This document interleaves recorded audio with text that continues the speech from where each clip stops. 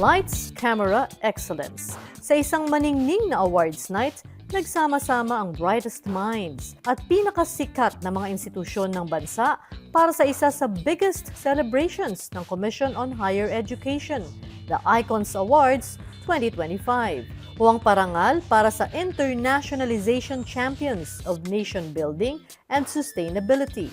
Pinangunahan ito ni CHED Chairperson Dr. Shirley Agrupis sa tulong ng International Affairs Service na dating pinamunuan ng namayapa ng si Attorney Lily Milla na halos isang dekada nang naging direktor ng CHED-IAS. Internationalization is no longer possible. The propagation of violence for mankind, competitiveness, long-term national development. Icons allow us to master where we stand as a sector. What institutions have advanced mobility and collaboration.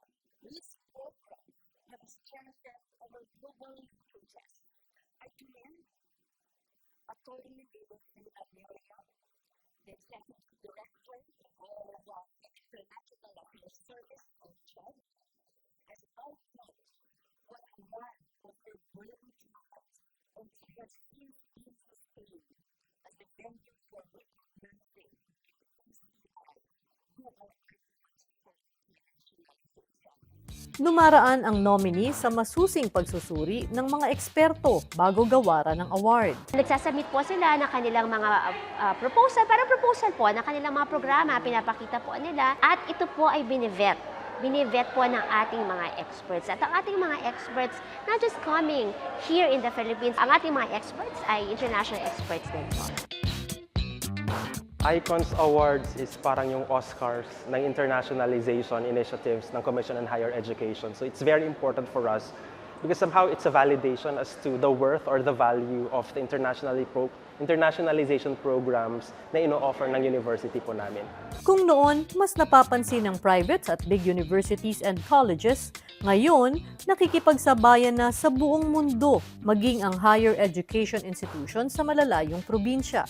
Ang mandate kasi ng Commission on Higher Education ay of course supervision of all higher education institutions. Siyempre, pag nakikita mo na may mga institutions tayo na lumalago, parang mga babies ang turing namin dyan, na nakikita mo na nagde-develop sila on their own, nagmamature sila on their own. Kaya naman, very proud ang Commission on Higher Education sa ating mga universities. Taong 2025, 173 higher education institutions mula sa Pilipinas ang umangat sa world stage, matapos makilala sa pangunahing global ranking systems.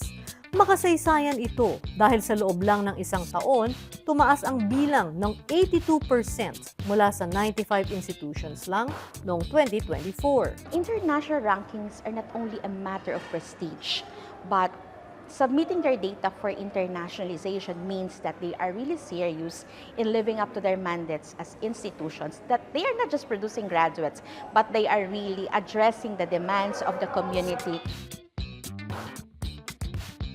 This is CHED's way of giving importance to the efforts of our higher education institutions as they really integrate quality assurance and internationalization in their respective processes, in instruction, in research, and extension.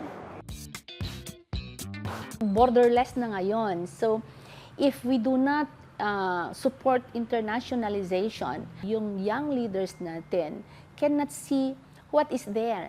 They will not be able to identify what are our weaknesses and our strength, anong kulang natin, and by seeing the world, alam natin, akala ko okay na dito, hindi pala, may mas maganda pala, and that will inspire them and challenges to elevate.